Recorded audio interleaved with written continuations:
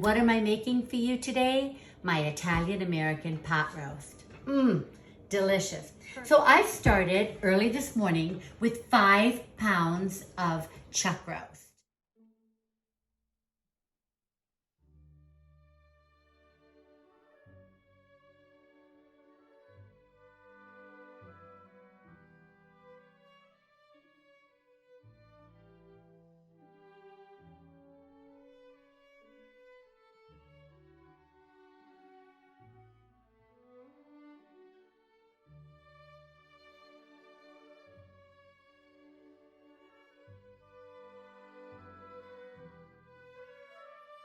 And I've dredged it in flour, as you see in the video. And now I have it in my crock pot, and I have it on 8 hours. So what we're going to do now, it's just dredged in flour, salt, and pepper.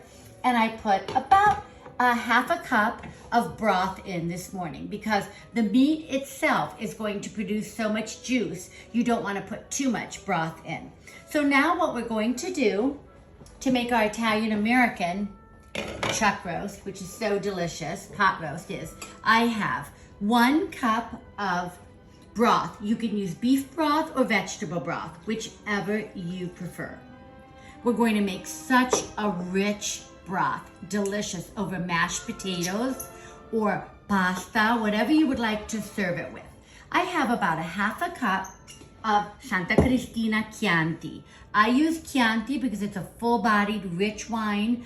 Anything like that would be good, a heavier wine. And this is just going to give the juice with the pot roast the most wonderful, rich flavor.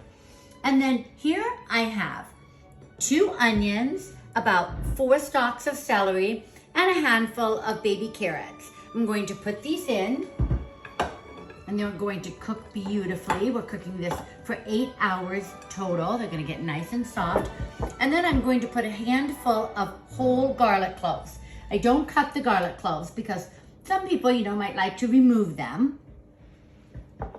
So of course, as many of you know, I'm a huge believer in imported Italian tomato paste. It's thick, concentrated, and gives a wonderful, rich tomato flavor. This with the Chianti wine and the broth creates the most wonderful, delicious, thick sauce for your pot roast that's perfect on the meat and on whatever starch you serve with it. Mashed potatoes, rice, pasta, whatever you'd like. So I'm going to put in about a half a tube of this. So that would equal to about 3 to 4 tablespoons. So delicious. So we're going to let this cook for a few more hours. I'm going to wait and add my salt, pepper, and a little bit of crushed red pepper at the end. I'm going to let me just toss this in the pot roast, make sure it's all underneath the juice. And now we're going to let this cook for at least 4 or 5 more hours.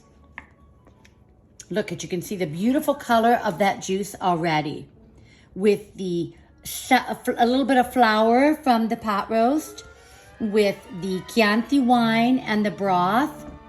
Delicious. And now all these vegetables are going to cook down with the tomato paste, which will give it an added layer of flavor and texture.